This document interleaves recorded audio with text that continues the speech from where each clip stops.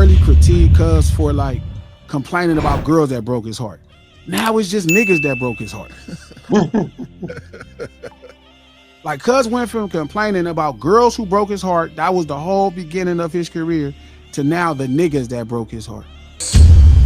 Damn, niggas say 3 albums are trash albums, 2 years too late. What site is this? Complex? The Glazer University. Oh, come on, guys, stop. Y'all gotta, let's all leave Lil Man's alone now, man. He did it.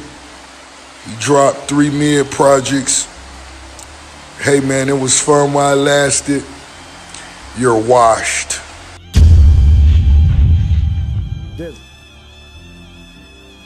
Dizzle. Bruh. I'll wait for you to stop laughing. I'll wait. No, you go ahead. Get your laugh. Yeah, go ahead. I'll wait. No, I fell asleep on this shit at first, but I'll wait. Go ahead. Get your laughs out. No, I know. Bro. Dog.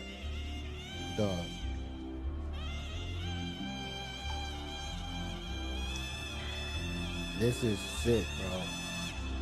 At this point, I'm looking at you like a bully, bro. Like, this nigga don't even sound confident no more. He got the low shimmy feature. That's trash. And low shimmy that guy. We both know that. But damn, dog. I know you ain't expecting to be this. I know. I didn't either. I will go back to confidently from that Drake shit. 5.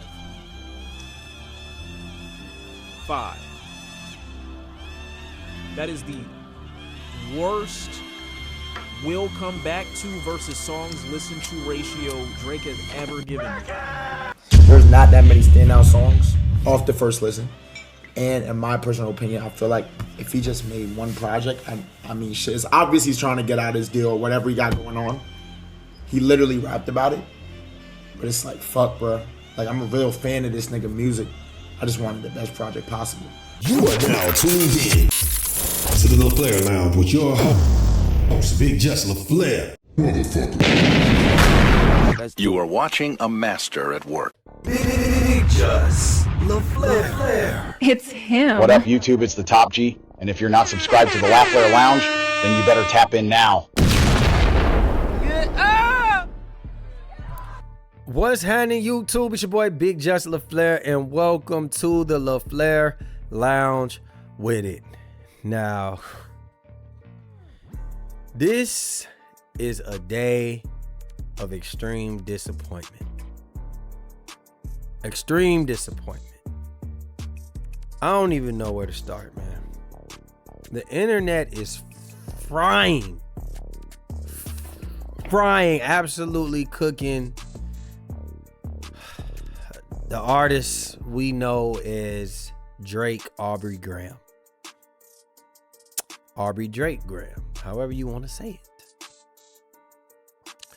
Drake has found himself in an unusual position because Drake dropped 3 albums last night. Over the last year, he's been promoting ICEMAN. And then rumors started circulating that he was dropping 2 albums. Then he revealed, actually, I'm dropping 3. And to be honest with you, I saw that around maybe 10:30, 11 o'clock or something like that last night before I even went to bed. I was about to go to bed so I can get up for work in the morning. And I said, I don't think that's going to go well. I've never seen nobody drop 3 albums and they all slap. But I had wishful thoughts, hopeful thoughts, thinking, you know what? If anybody can do it, Drake can do it. And I ain't finna sit here and lie to y'all like I've just been a big ass fan of Drake the last couple of years. But I once was a huge Drake fan. The only thing that made me not be a fan is more so the respect of how he was moving after the battle. That's really what it was. The suing, trolling, you know, just doing all the bullshit that he do. That kind of rubbed me the wrong way. But nevertheless, I never doubted his talent. But now I'm starting to think like, damn, is the OVO sweatshop not a thing anymore? Did he when he was talking about switching up, was he talking about them? Is that what we don't know? Because it just sounds like this album, especially ICEMAN, it just sounds like, damn, was there nobody in the studio? He recorded this by himself? And I'm saying that because I think where I first started saying, I don't know about this music that Drake doing, he's not over 2024. Because he dropped and leaked all these albums. Yes, he leaked it. He started leaking all these songs, and it was literally just diss after diss. But the problem is, even the disses wasn't hitting. Like, I'm gonna tell y'all, I'm about to read y'all all the disses that Drake did on the album. And to be honest with you, there's not one diss on this album that I could see whoever he's dissing being like, damn, he really did that to me. Like, he really got me there. Or like making them want to go to the booth and like engage. Like, honestly, the internet has spoken for everybody. And they're saying this ain't it, yo. Now he had a surprise feature on there, Future. And we'll get to that later because I got a point to talk about with this Future thing. But yeah, let's get into the disses. You know, shout out to Complex. They listed every diss, at least the ones that we could easily recognize that he did on the album. Let's get started. Up first, we got Joe Budden on Make Them Remember. He said, I watched the scouts spaz him with a puzzle face. Who knows which one of his bubble-shaped tings I must have ushered through the double gates. Showed her the time of her life while broski having stomach aches. Hearing about good times at Lover's Lake. And send her back to you while you sleepwalking naked in another state. Ah, you'll live to see another day. And even if you don't, it's just another day. We ain't crying for your punk ass anyway. Yeah, he barred Joe Budden up right there. I'll give him that. I'll give him that for sure. I ain't no hater. He barred up Joe Budden right there. And that's the type of bars that I like to hear on the album, you know, but he did a lot of unnecessary stuff and we got to continue, but I like those bars right there. Joe Budden's going to do a Patreon tomorrow, a paywall, even though this album doesn't deserve a discussion behind a paywall. Like, everybody need to hear this. But what I will say is Joe, and Joe's going to admit it too. Joe's has no shame. Like, that's like me. Like, whatever. Shit. Joe done already gave Drake bars before and he didn't want to respond. He was too big for the moment. But now that he's no longer the top rapper, now he's humble enough to go say whatever he needs to say on Joe Budden. Plus, Joe Budden's podcast is leveled up. It's funny how them tables turn. Now, on that same song, Make Them Remember, Drake took shots at Dr. Dre. He said if Drake took out the AK, maybe he'd be in jail just based off the name it spells. What they say they just smelled, I heard they got special places in hell for niggas joking about evil when they did it themselves. Damn. Those is good bars. He said if you take the AK out of Drake, that spells Drake. And then he's saying that you see dead people and all of those things, but like, let's not get into your background, which is factual. Very, very factual. I cannot get mad at that. Dr. Dre popped up at the pop-up and he basically introduced the whole Not Like Us, which led to all the Crips and Bloods uniting on stage to tap dance on Drake's grave. DeMar DeRozan on National Treasure. We must have been dealing the spur of the moment. Cause why did we think that you could get us a ring? They bragging about how you went home. The F are they on, Crody? We threw them away. G-Pop sent us a real one from Dago. And next thing we knew, we was doing parades. And that's all because DeMar DeRozan crip walked on stage and Drake didn't like that because he thought that they had a personal friendship. We had a Pharrell and Pusha diss on Make Them Pay. I got all the chains that they ever repped in Virginia. I got niggas prized possessions. I get possessive on niggas. That one, I hated it because Pharrell auctioned off his jewelry. You didn't go take it off of his neck Let's continue. DJ Mustard on the West Coast theme song Too Hard for Radio. He said, must have heard about us. You gotta catch up to the slaps. You ain't had one since me and YG rapped. Facts 900 million for the tracks. Rack City, bitch. We remember that. Yeah, you should try and get to that.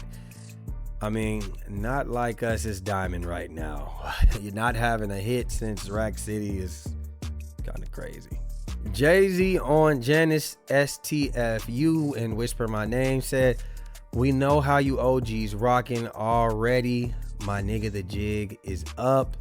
I'll take the 500K, not the dinner. I could never learn shit from none of y'all. Next, he had bars for his former slave master, who made him drop these 3 albums to get out of the deal. Lucian Grange. B's on the table. He said, I'm fighting the man, not suing a rapper. You boys are not listening. J. Cole on Make Them Pay and Make Them Remember. He said, me, I stood 10 T's and accepted the mission.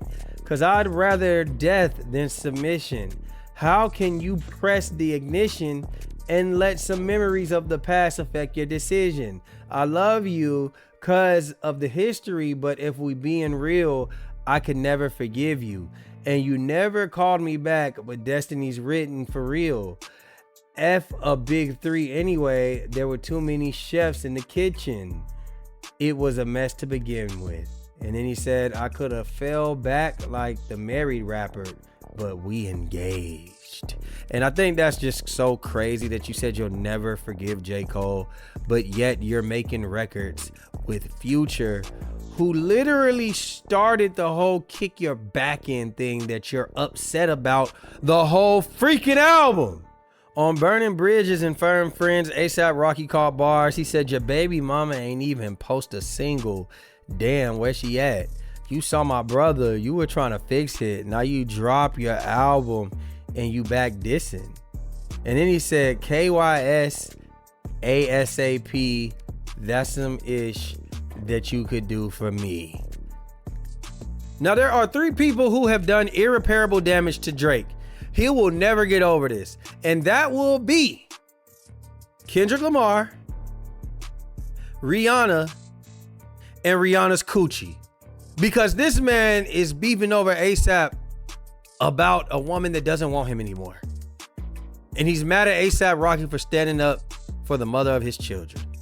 That's where we are at with this. Rick Ross on Make Them Pay. He said, dog, I was aiding Ross with streams before Aiden Ross had ever streamed. And I thought that was a good bar, but it's not all the way factual. Rick Ross, like he said, you were in Degrassi when I already had #1 albums. I was already making hits. I've proved myself. I was your big homie. Rick Ross kind of gave Drake street cred. That's the first time we ever heard him talking tough, in my opinion. Playboy Cardi on Whisper My Name. Baby boy, please. I heard what you said to Lil Bro about me. Yeah, and when you run into the ICEMAN, what you gonna do except freeze? You not about to squeeze. You not in the streets. And Playboy Cardi has the same manager as The Weeknd, so maybe that's has some kind of link. But what I will say is, I remember seeing a whole bunch of videos of Playboy Cardi. Playboy Cardi got some hands now, and Drake be just talking like he's so tough, and I don't think anybody's scared of Drake. I think Drake relies on his militia of friends that he pays to do things for him. So this is why I automatically just throw this to the wayside, in my personal opinion. And we got 2 more, and this one right here irritated me the most, because DJ Khaled ain't did nothing. And that's exactly why Drake is mad at DJ Khaled for doing nothing. Like, damn, I guess nobody was really thinking, where's DJ Khaled at a time like this, except for Drake. And on Make Them Pay, he said, and Khaled, you know what I mean? The beef was fully live. You went halal, and you got your dean. And your people are still waiting for a free Palestine, but apparently everything is in black and white and red and green. And it's like, Drake, you got some freaking nerves, because when have you talked about any type of black injustices in America, in Canada, When have you talked about anything going on with your Jewish people? You don't speak up.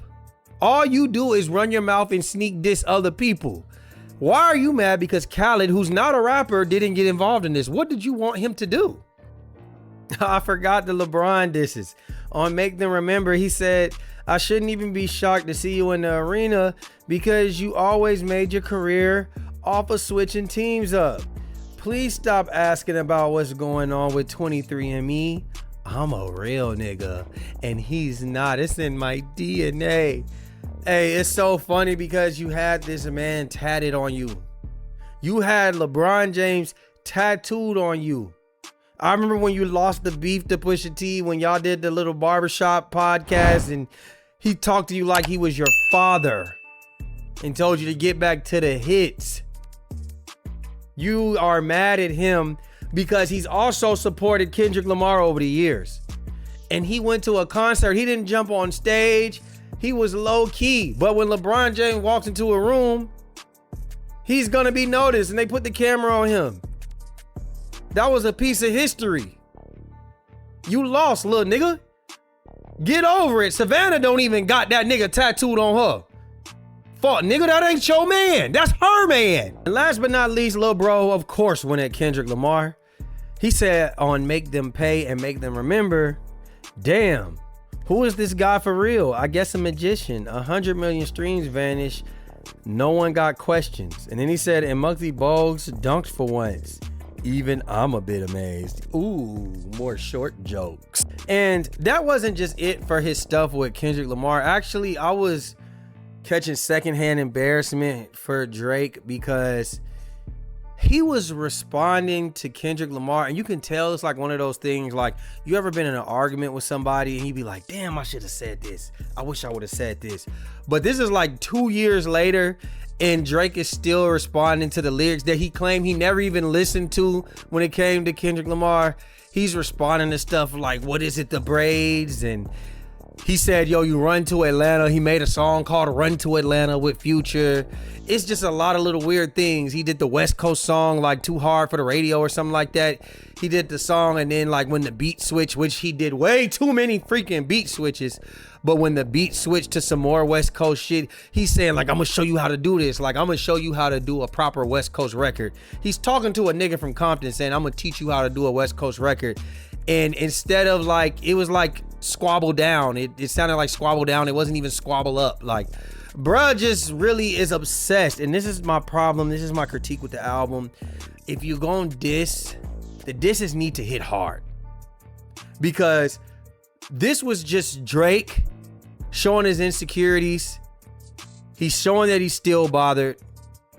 He's showing that, honestly, bro, I think his mental health ain't right. I'm just being so serious. I really think that Drake should have went and seeked therapy. He even said something about seeking therapy, but he was trying to fuck on the therapist because the therapist looked good or something. Listen, bro, all that's like cool little raps, but we can see right through it. We can tell that you did not have fun making this music. The energy seems off. We like Drake when Drake seems like he's having a good time in the studio because it makes us have a good time out. It wasn't one song on this album on ICEMAN that made us be like, you know what, this is hard. I want to ride around to this, or like, this is hard. I want to go to the club tonight. Because you know, when Drake dropped, that shit's getting played in the club that night. It wasn't that. It's no hits on there. To be honest, the biggest hit on there is What Did I Miss? But he put that out 8 months ago. So I'm saying all that to say is like, Drake, you should have just really be quiet, bruh, and you should have just came out with some great music like you did on Scorpion. The disses, I know you're gonna get that off, but this was just like a diss album. Then you put out the other 2 albums, bro. I ain't gonna lie to you, I'm not listening to that much music. I listened to the R&B album until I heard like song number 5 or 6, and I heard Sexy Red on there, making the Hoochie Cha Cha slide, and I said, you know what, I'm turning this off. I'm not listening to this shit. And the other one, you just have that, bro. I'm not listening to it. But this one right here, ICEMAN, what we all expected, is just like, bro, you're consumed with other men. Like, if 6ix9ine could rap, this is what his album would sound like. We saw Big Bang. He said, why do you wake up with other men on your mind? I feel like Drake's in that same mentality right now. Why do you wake up with these niggas on your mind? The nigga said When I wake up in the morning and look in the mirror, I see Meek. That's crazy. It's kind of like he essentially is saying, like, I admit that I lost, but yet his actions are showing that he won't really like accept it. You know? It's like he's saying, like, what I did to Meek Mill is happening to me and I see it. So I kind of respect the vulnerability right there. And the other vulnerable moment was him saying that his dad had cancer. Listen, my mom had cancer last year. She beat it. Then my father had cancer right after that this year. He beat it. And now my mom has cancer again.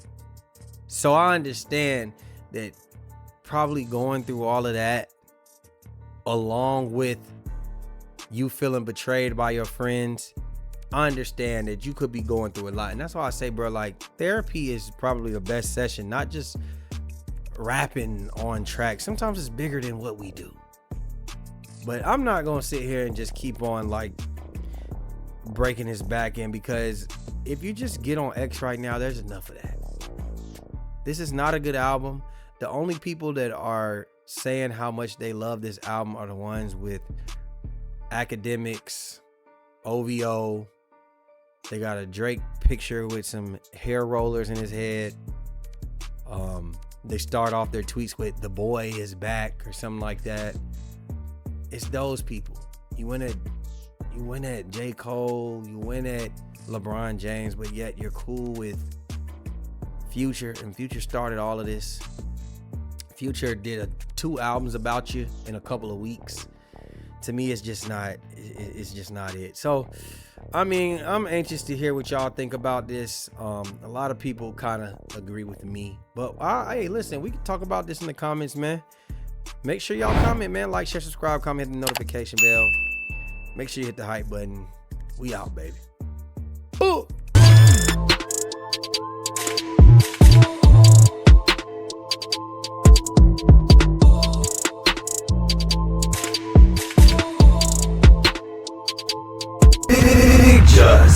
IG-TheLaFlare. It's him.